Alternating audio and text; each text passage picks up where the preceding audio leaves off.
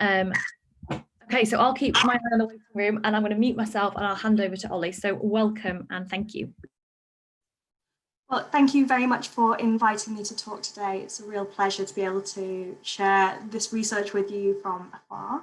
As Maddie said, my name is Ollie Robertson. I'm a research assistant at the University of Oxford and a PhD researcher at Keele University. And I'm going to talk to you today a lot about the swearing research, focusing mainly on physical pain. But if you've got any questions that relate to swearing and emotions or emotional intelligence, physical, social pain, these kind of things, I'd really like to talk to you about that at the end of the talk. I do, she says, I do have a disclaimer before we start. This may not come as a shock to most of you, but a talk about swearing is going to contain swearing. So if you have young children around or you're just not into that today, I'm giving you the warning now that this might not be the talk for you right now. But as Maddie has said, she's recording it, so I'm sure it'll be available to you later when it's more of an appropriate time for you. I also do very briefly and quite surprisingly cover topics about death for just a couple of minutes towards the beginning of the talk. Again, if this isn't for you, if this is going to be a bit upsetting or triggering for you, that's absolutely fine. You need to leave, you need to do whatever you need to do, that's great.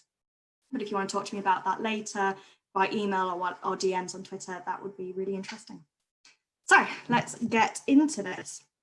What is swearing? Well, Jane Januszewicz in 2008 defined it as the use of taboo language with the purpose of expressing the speaker's internal state in the ability to communicate that information to another person.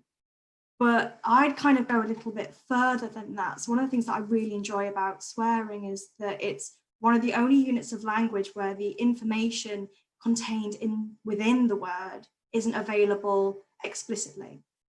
So what I mean by that is the information that's given in a swear word is socially agreed. It's not there, you can't find it written down. It's all about context, it's all about intention. So for example, if you were working in the office, let's imagine we're in the before days and we're working in the office and you hear your colleague say, well, fuck me. We know that that's probably not an invitation. We know that that person has seen something in the environment that is shocking or surprising, and that their attention is diverted towards it. And so that information allows you to divert your attention towards it as well, to know that there's something salient in the environment, and then you can action that going forwards. So it's more than just expressing the internal emotional state, it gives you information about your environment, about your hierarchy within society, and lots of other information is available within swearing. Swearing has also been called a very important part of language because it is, it's kind of ubiquitous in many ways that other forms of language aren't. And my colleague Richard Stevens says that swearing is the language of life and death. And he got this idea when his wife was going through labour and she was swearing like a sailor. And when he apologised for her, comments on that later, the midwife said that it was very common for women to swear during childbirth. And also, swear words are very common last words as well. And they won't be things that are usually written down because people don't want that to be their last word. If you're so famous that your last words are documented, they'll kind of gloss over the last things if it's a swear word or something that doesn't make full sense. But Roald Dahl was pricked by a needle by a nurse and his last words were, ow, fuck. And also when we have evidence from black boxes from aeroplane crashes, which obviously document the last moments of very traumatic and difficult experiences for a lot of people. It's a weird way of phrasing it, but we'll move on. The words are often swear words. So in the Polish Air Force crash in 2010, the last words were fuck. We've got that's all guys, fuck, what shit have they done? This is very common for last words in airplane crashes. But it's not just an expletive used at the end when there's something quite shocking. And this is kind of the part of the talk where I kind of get on my box and I try and show you that swearing is really important. And the reason why we need to learn more about it is because it actually affects people's real lives. And people often look at me a little bit funny when I say this, but I think it's really important because swearing has caused deaths. And it's usually BAME individuals who are teenagers who die because of swearing. So this 17-year-old is Adrienne Ledesma. Her father was having a seizure after coming home from brain surgery. and she phoned up the emergency services in America, and she said, fuck, fuck, I don't know what to do, fuck, fuck. And the emergency services operator hung up on her, and her father later died because no one came to save them. This is Jaden Chavez Sanchez, and he again was 17, and he was caught up in a drive-by shooting. And when his friend phoned the emergency services and they asked him if his friend was still breathing, he said, I've already fucking told you, he's not breathing. The emergency service operative hung up on the friend and then contacted the police, and the friend was arrested and Jaden died.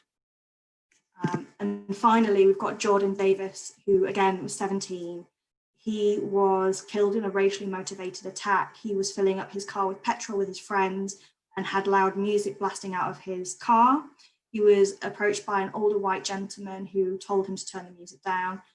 There was an altercation just with words that the young men didn't want to turn the music down, the old man did. So the older man went to his car, got a gun, threatened the young men with the gun, and when Jordan Davis said, well, fuck this, and started walking towards his car, the white man shot and killed him. So swearing is really important, and understanding what it does and the role it plays in our social lives is really important, because teenagers and BAME individuals are more at risk of bad outcomes and consequences because of swearing. And so that's why this is my plea for us to take this more seriously and to understand what's going on with this linguistic phenomenon. Back to the cheery topic of general swearing use. So we've got stereotypes about swearing, and it's generally about anger and aggression. We've got these Victorian ideals that if you swear a lot, you haven't got control over yourself. It means that you're really overwhelmed and angry, and you're going to be dangerous or violent. There's almost an idea that swearing is akin to physical aggression, but really that's just a stereotype. And while we often do use swearing when we're angry or if we're wanting to aggress towards someone, there are many different ways that we use swearing. In a qualitative study where we talked to 20 individuals in 1 hour semi-structured interviews and 18 people in over 3 focus groups, we talked about why people choose to swear, and there's a lot of reasons. So to provide emphasis on a point, so this fucking thing happened, or to further joke, to make it land for humorous effect, to communicate information about your emotions, as Jane Januszewicz defined swearing, to solidify in-group relationships, to express pain, and to dissipate emotions, to cause some change within the internal self.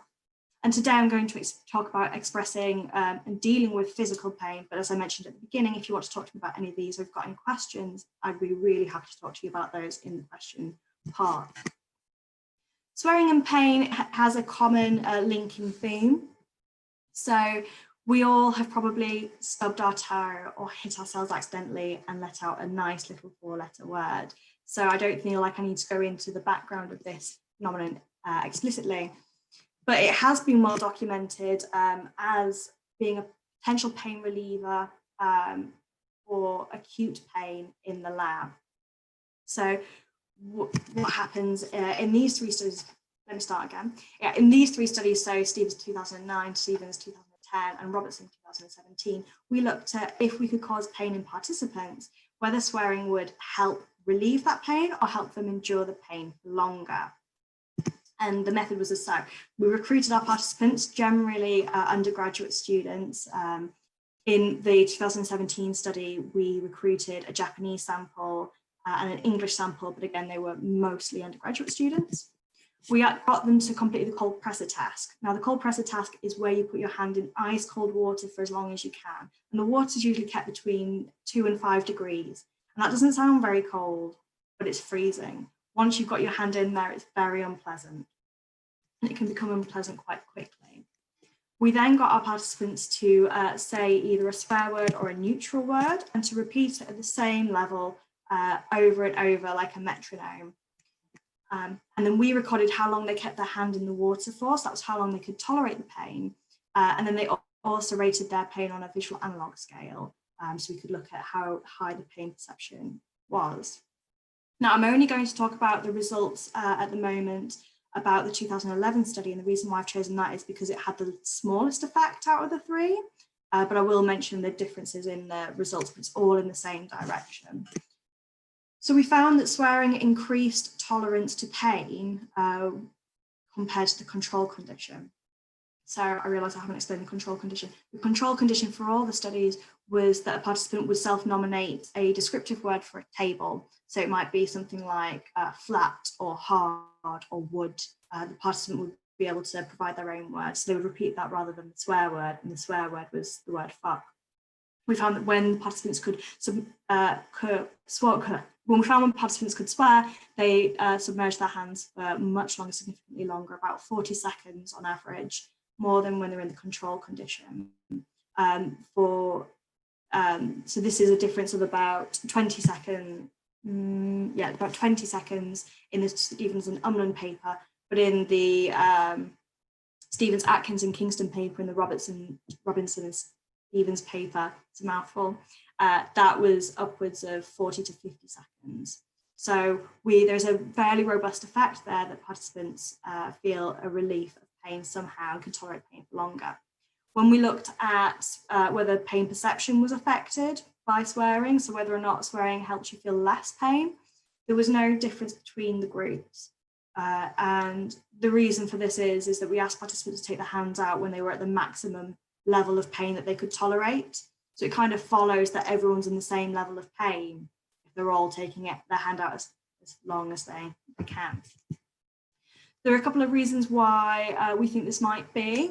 So we think that it could be that it's a learned to be, that this kind of naughtiness that there is around swearing, that we don't do it and good boys and girls don't swear, that it kind of gives us this release and can allow us to overcome these effects because our attention is doing something else.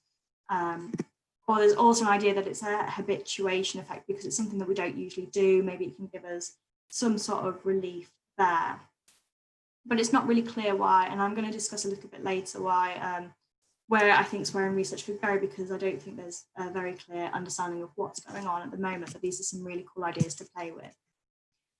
So Nurofen, the advertising company, approached my colleague Richard and I to undertake a study where we could make up new swear words and see if there was something there about the morphology of the words, the way that the words sound and are created, whether or not that has an impact on pain tolerance.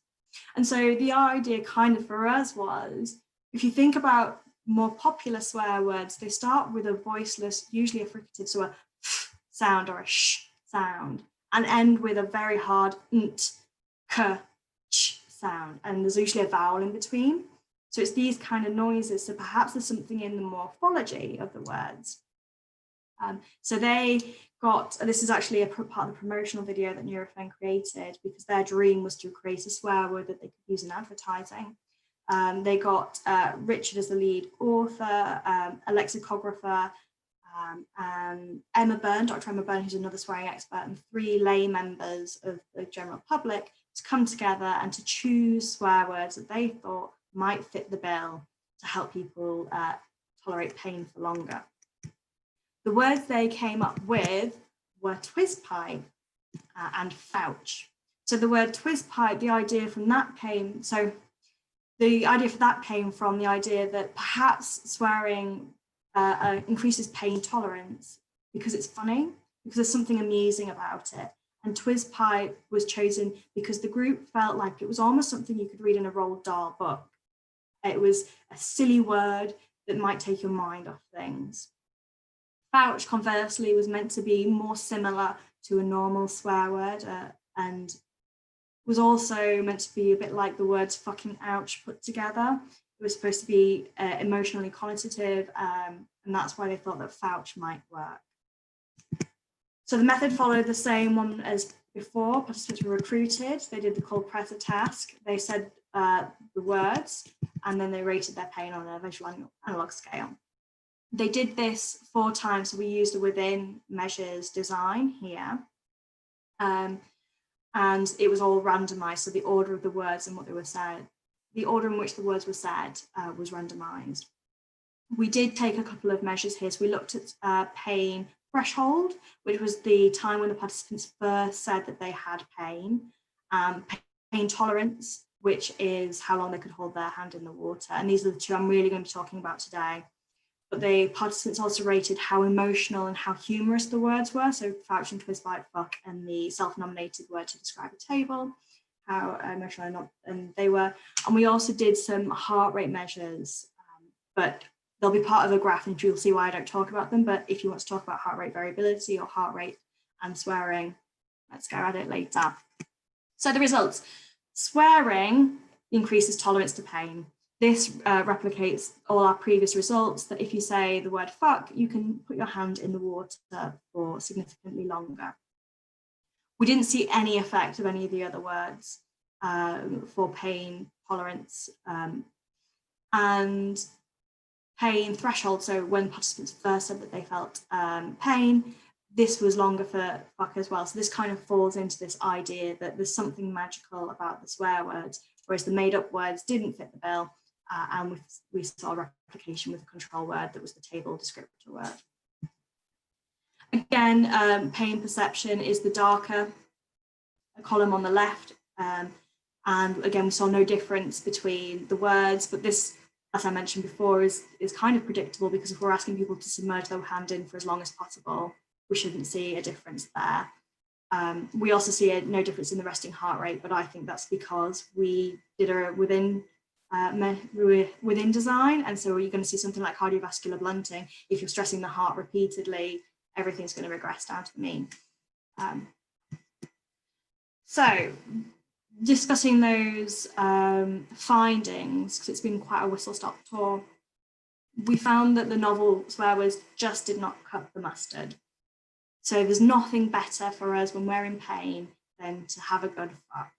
That is what works for us. It's a fairly robust way of reducing your acute pain or tolerating your acute pain better. That's actually more factual. And this may be for several reasons. It may be that the words used didn't really fit the morphological features of swearing. The difficulty with that was because Neurophone were funding the study, they provided words for us to choose from. So we couldn't create words. There wasn't that we had any speech scientists involved to look at how the oral cavity moves or how things are put together. That's a potential for the future. It's also because they were meaningless words. One of my dreams in the future is to kind of look at the uses of slurs and swear words between social and demographic groups. So I'm a huge fan of Love Island, I know, and I learned a new word. Obviously it didn't happen this year, it happened last year. I learned a new word, which is a dead ting, which is quite an offensive word apparently. It means something like you're boring and ugly. But for me, I don't know what that word means. It means nothing to me. I can kind of surmise that it has negative connotations. But if you were to say this on Love Island, apparently it's quite offensive. And so I'd like to look at whether having this social knowledge, this learned knowledge about the taboo words, if that differs as well, if that has the same effects for pain relief. So we don't really know. So yeah, that's what I would be interested in knowing. There's also a lot of question marks about theory of swearing. So we don't really know how and why these effects occur. So Richard believes that it's the inaction of the fight or flight response, that every time you swear, your fight or flight response gets a little blip and it gives you the adrenaline that you need to overcome the difficulty. However, there's no evidence for this. There's a study that we are writing up at the moment that looks at social and emotional pain, and we looked at heart rate variability measures, which should show us information about the parasympathetic and the sympathetic nervous system. So looking whether or not the fight or flight response is active. And actually, our evidence shows that swearing induces the rest and relaxation response, so it chills you out, and that's what helps you. So there's a lot of theoretical work that is yet to come to understand why this stuff is going on, because I think it's great that we've got a lot of descriptive data now that can show us that the phenomenon is robust and real, but we need to move on. So if anyone has any ideas about that, I would be really interested in hearing about it. And recently, my friend Matt Jacchieri and I founded the Consortium for Research about Profanity. And this is the kind of work that we are doing. It's an international collaboration. There's about 12 of us. And we're working on theoretical pieces and empirical work that can hopefully give us more information about what is going on. So if you would like to talk to me about that or be involved, that would be awesome as well, because we have a reading group in December where we talk about one of these papers, and everyone is very much welcome. So I think I've just about smashed it in 20 minutes. I'd like to say thank you to my colleague, Dr. Richard Stevens. Here's another promotion for CRAP. And if you would like to follow me on Twitter, that is my Twitter handle.